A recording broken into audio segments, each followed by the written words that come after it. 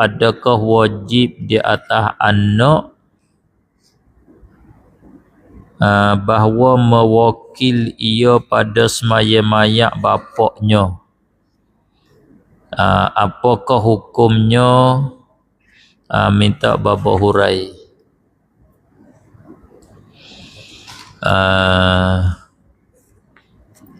Ini hak kita doa amal. Anak bagi si mati atau pak bagi si mati, dia wakil kepada seorang tok guru, seorang tok imam untuk mengimami, bawa jadi tok imam semaya mayat anak dia ataupun ayah dia. Kalau buat andai kata dia tak wakil tu, boleh ke tak kita semaya? Sah kita semaya, tak ada apa. Kita jadi imam pun sah, tak ada apa. Cumanya dia panggil kita rapah hak. Hak jadi terimam bagi semaya mayat ahli asabah dia. Kalau pak mati, anak jatah itulah hak berhak jadi terimam. Kalau anak mati, pak tu berhak jadi terimam. Dia sit duk dia.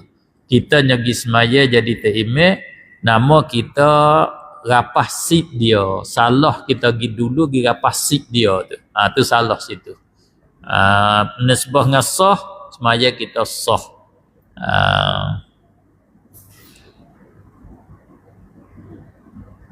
Tak wajib dia wakil. Tak wajib dia wakil tak. Kalau dia tak wakil pun semaya kita sah, tak ada apa. Hanya dia panggil adab. Kita ra'i ke hak dia. Kalau dia tak izin, kita jangan jadi terimam. Sebab sik dia jadi terimam.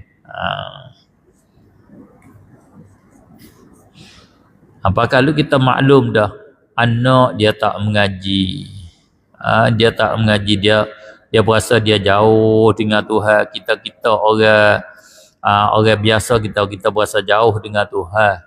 Sebab tu bila ayah kita ke anak kita mati, kita wakil pada orang yang dekat-dekat dengan Tuhan tu jadi imam. Sebab harap-harap doa dia tu diterima. Kalau kita doa, Allah nak terima ke tak pun kita kenal diri kita. Sebab tu ghalib kita pun kita wakil izin kepada tok-tok guru jadi imam. Sebab tok guru dia dekat dengan Tuhan sikit. Dia tak banyak kerja bohong, dia tak banyak kerja-kerja benda sia-sia. Mudah-mudahan doa dia tu diterima oleh Allah. Kita penting semaya mayatnya nak pergi Tuhan terima doa. Nabi suruh bila kamu semaya di atas mayat, hendaklah kamu ikhlas berdoa baginya. Bila kita ikhlas doa, untunglah mayat tu. Bila kita ikhlas doa, Tuhan terima doa kita. Kita dia ada doa semaya mayat, minta Allah ampun dosa, minta Allah jangan azab sampai ke hari kiamat, minta masuk syurga, minta jaga azab kubur. Bila Allah terima hak tu, lepas semua mayat tu, lepas semua. Tu penting naknya. Maka orang yang nak doa gitu kena orang hak lebih kasih kepada mayat, hak setuh sungguh dengan mayat mati. Maka anak dia lah wali itulah ataupun asabah dia. Kalau pak mati, anak hak setuh sungguh, dia doa di hati sungguh, mari di hati sungguh. Kalau kita orang luar ni tak ada mari di hati sangat, tu disuruh asabah dia itulah jadi imam. Apa hukum kalau kita ambil duit solat hadiah padahal kita tidak semaya? Adakah duit itu haram di atas kita menggunakan dia? Molek juga tu. Asal duit maya hadiah tu duit sedekah biasa, sedekah nak pada pahala akhirat. Tapi nak minta jasa baik, nak minta murah hati, minta tolong semaya hadiah. Tu ya asal dia. Asal orang sedekah duit maya hadiah tu sedekah kepada seorang tok guru, minta tok guru tu tolong semaya hadiah. Kalau tak semaya dia tak sedekah ke? Tak juga, dia sedekah juga. Maka duit tu halal bagi dia kalau rupa lagu tu. Kalau di atas rupa upah semaya, duit tu haram, tak sah. Walau semaya pun, upah semaya tak sah. Upah semaya tu tak terpakai.